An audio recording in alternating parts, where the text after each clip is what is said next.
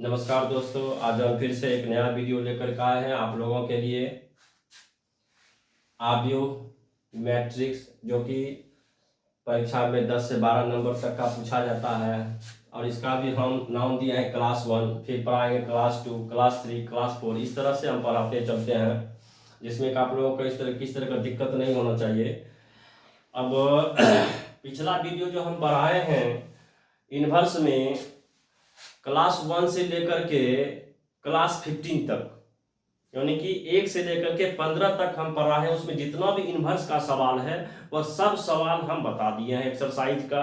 लेकिन यदि आप लोगों को फिर भी एग्जाम्पल में किसी तरह का दिक्कत होगा तो आप कमेंट करके सवाल नंबर पूछ सकते हैं।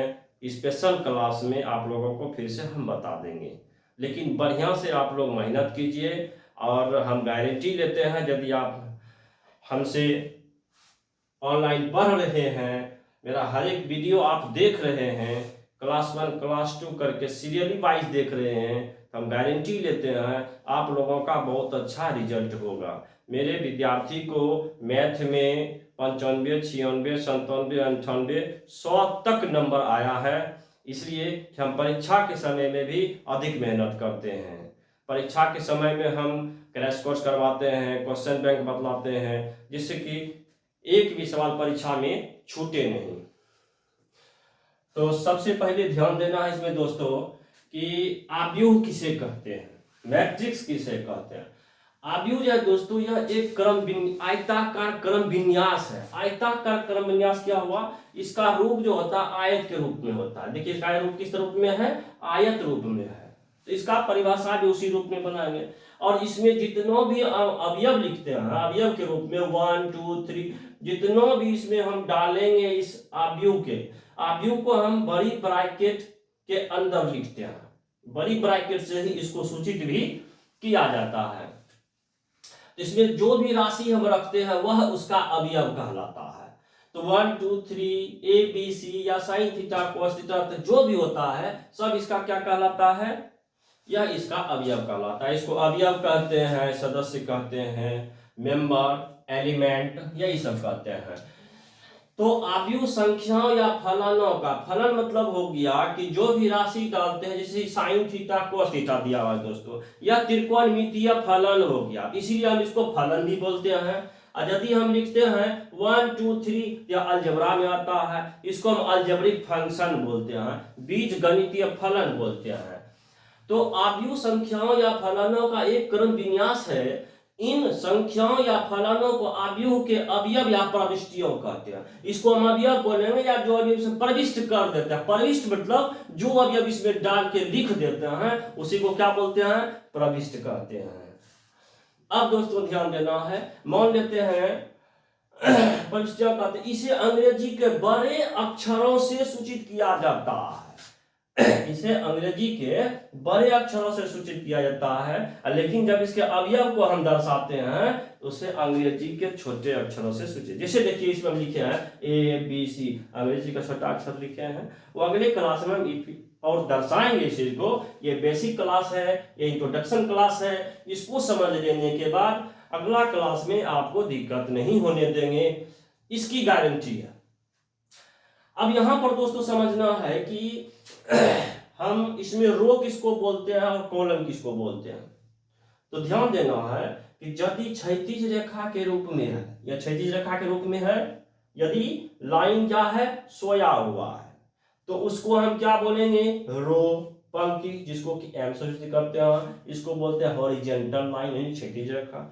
यदि ऊर्ध्वाधर रेखा के रूप में, लंबवत के रूप में है, ऊर्ध्वाधर रेखा मतलब लंबवत के रूप में है, और अंग्रेजी में उसको बोलते हैं वर्टिकल लाइन, उसको हम बोलते हैं कॉलम, यानी कि हिंदी में स्तंभ। और उसको किससे सूचित करते हैं, छोटी एन से सूचित करते हैं। इसमें दोस्तों इतना ही समझना था कि आव्यूह यानी कि मैट्रिक्स किसको कहते हैं। इसका परिभाषा हम जरूरी नहीं है कि यही याद रखें, अपने मन से बना सकते हैं। आव्यूह जो है ऐसे ही बना सकते हैं। आव्यूह एक आयताकार क्रम विन्यास है। इसमें जो भी राशि रखते हैं वह उसका अवयव या प्रविष्टियां कहलाती हैं। इसे अंग्रेजी के बड़े अक्षरों सूचित किया जाता है। इसको आप अपने से बना कर भी लिख सकते हैं। लेकिन मैथ में परिभाषा कोई मायने नहीं रखता है, बस आपको सवाल सीखना है, फार्मूला प्रूव करना है और उससे जो आपका सवाल बनेगा उस पर ध्यान देना है। अब हम चले अगला टॉपिक में, आव्यूह किसे कहते हैं तो आप समझ गए। अब हम चलते हैं आव्यूह की कोटि, order of A matrix. Order of A matrix किसको कहते हैं? जब किसी आव्यूह को m गुने n, यहां पर n गुने को m बाय n बोला जाता है। जब किसी आव्यूह को या जब m पंक्तियों तथा n स्तंभों वाले, पंक्तियों को किससे सिद्ध करते हैं? m से, और स्तंभों को n से। यानी कि जब m पंक्तियों तथा n स्तंभों वाले किसी आव्यूह को m बाय n के रूप में लिखते हैं, n गुना n के रूप में लिखते हैं, यानी कि n बाय n के रूप में लिखते हैं, तो वह m बाय n आव्यूह की कोटि कहलाती है।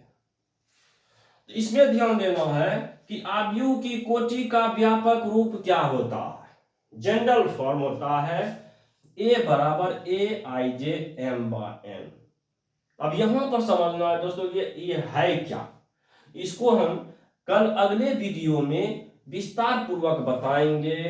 यह बहुत बड़ा है, देखने में बहुत छोटा है, इसका जब विस्तार करेंगे तब यह बड़ा हो जाएगा, लेकिन तत्काल हम इसको कुछ बोलकर समझा देते हैं। कल अगले वीडियो में इसको हम बढ़िया से दर्शाएंगे।